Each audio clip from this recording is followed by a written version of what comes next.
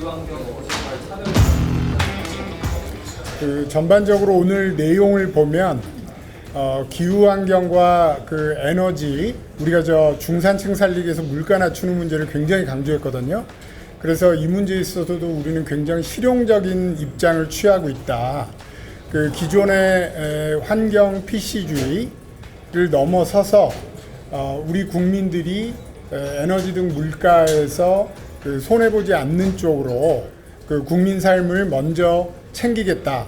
그리고 그 기후 대응 같은 경우에도 우리 김소희 의원님께서 이제 자세히 또 백불 해주시겠지만은 산업화돼서 우리의 또 미래 먹거리로 선순환될 수 있는 부분을 강조를 하는 등 그런 쪽에 방점이 있다. 그래서 기존의 과거 정부들에서 지나치게 이게 환경 PC주의가 강했던 것을 우리는 넘어서서 그 에너지 문제를 푸는 것과 발맞춰서 이거를 같이 하겠다. 이게 가장 중요한 기조입니다. 그리고 실제로 중도권, 수도권 청년층에서 이 문제에 대해서는 관심이 매우 높고, 그래서 다른 후보 캠프에서는 안 했지만 저희는 이 문제에 대해서 대단히 관심이 높고 오랫동안 준비를 해왔습니다.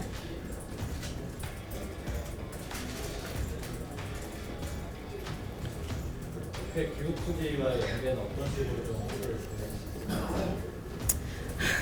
진행하시나요? 그거는 이제 국민의힘 입장에서 할 텐데요.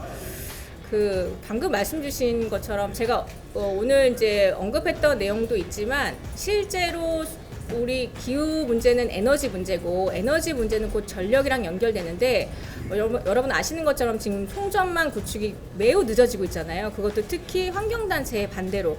그러면서 AI를 위한 전기를 하겠다라는 약속은 어불성설인 것 같고, 그런 차원에서 그런 문제들이 해결될 수 있게끔 저희는 목소리를 낼 것이고요. 지금 현재 기후특위에서 중요하게 다루는 부분이 2035년까지 우리나라가 국제사회에 얼만큼 온실가스를 감축하겠다라는 목표를 제시하는 부분인데, 이 목표 제시도 우리는 실용적이고 합리적이고 국민한테 부담을 주지 않는 방향으로 목표 설정을 할 수 있게끔 그렇게 방향을 제시할 예정입니다. 하여튼 가장 중요한 포지셔닝은 실용입니다. 그리고 국민들이 불편하지 않도록 하는 것, 그런 쪽에 기조가 있다고 보시면 돼요. 실제로 러시아 우크라이나 전쟁 이후에 독일은 탈원전 하다가 재생에너지 정책을 했다가 그게 실패된 사례를 보여주지 않았습니까? 국민들의 수용성을 얻지 못해서 밀어붙이는 에너지 전환에 대한 실패 사례를 보고 있기 때문에 저희가 너무 급격하게 밀어붙이고 국민 삶에 영향을 미친다면 국민들은 기후변화 문제에 관심을 갖지 않을 거예요. 현안에 더 관심을 갖게 되고, 실제로 이 문제는 국민과 사회 전 사회가 전 국가가 다 같이 해야 되는 문제인데 이렇게 싫어하는 이슈가 되지 않도록 하기 위해서 그걸 설득하는 작업들이 반드시 필요하다고 생각합니다.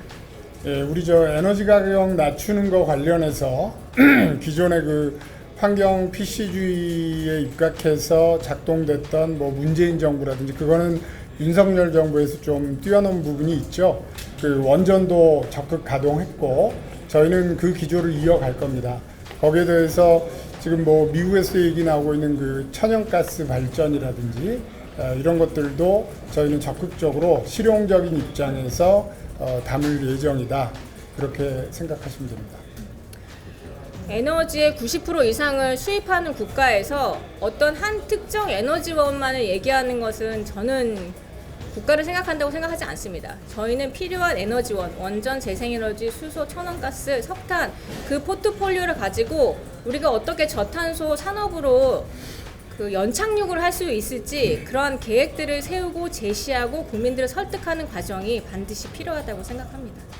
민주당에서는 기후에너지부를 신설하는 법안을 발의하기로 했는데, 이게 산업통상 자원부랑 환경부, 국토 등 여러 부처 흩어진 업무를 일원화하겠다는 입장이 있는데, 한 후보님의 기후환경부 신설 재편과 그리고 기후대응 전담 2차관이 이런 기후에너지부보다 컨트롤 타워로서 그 역할을 잘했는지 조금 의구심이 드는데, 그에 대해서 그 정부 조직 개편 문제 같은 경우는 저희가 따로 그 정부 행정 전문가들이 지금 준비를 하고 있고요. 이것은 사실은 잘 아시지만은 집권을 하더라도 그 야당과의 그 조율이 굉장히 필요한 부분입니다. 그래서 우리가 지금 부처 지금 얘기를 한 것은 우리가 오늘 그 말씀드린 에너지 문제의 그 실용적인 접근을 기후 환경과 접목시키고, 그리고 무엇보다 실용, 국민 삶이 중요하다.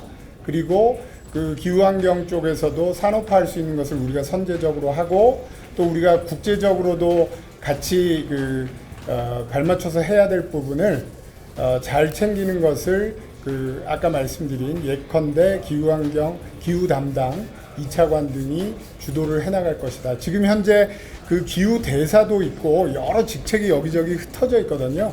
그것을 한 대로 모아가지고 우리가 한동훈 정부가 시작이 되면 지금 가지고 있는 PC주의를 걷어낸 그 실용적인 에너지 물가 하향과 발맞춘 그런 국제적인 기후 공조 이런 거를 담당하게 될 거라고 생각을 하고 있습니다. 추가적으로 좀 설명을 드리면 기후 에너지부를 제안했던 근본적인 이유는 지금 에너지를 담당하는 산업부에서 제가 말씀드렸던 다양한 포트폴리오의 에너지원을 얘기하는 게 아니라 그쪽은 재생에너지를 확대하기 위해서 기후에너지부가, 기후를 강조한 에너지부가 필요하다고 그렇게 얘기를 하는 차원에서 그렇게 그 방향으로 가겠다는 것이고요.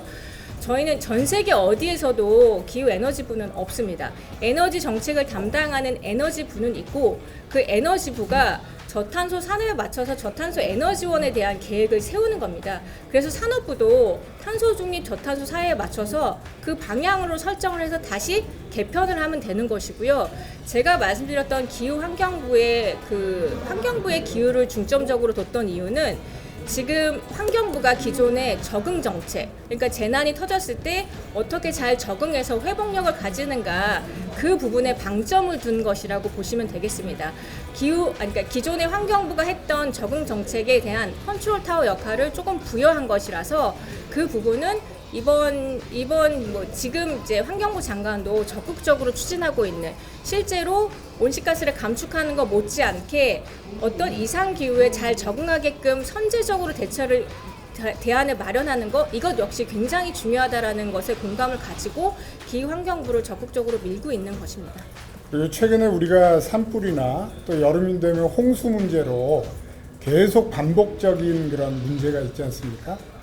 그런 것을 현재 환경부 체제에서는 제가 사회수석할 때도 보면 조금 미진한 부분이 있기 때문에 전체적인 그 기후 테크를 가지고 뭐 AI와 접목시킨다든지 이런 방식으로 하는 그런 새로운 일거리들도 대단히 많습니다. 그래서 기존의 환경부가 조금 더 그 국민 삶, 그 자연재해라든지 이런 것까지 직접 선제적으로 챙기는 그 모드 전환을 목적으로 하고 있는 겁니다.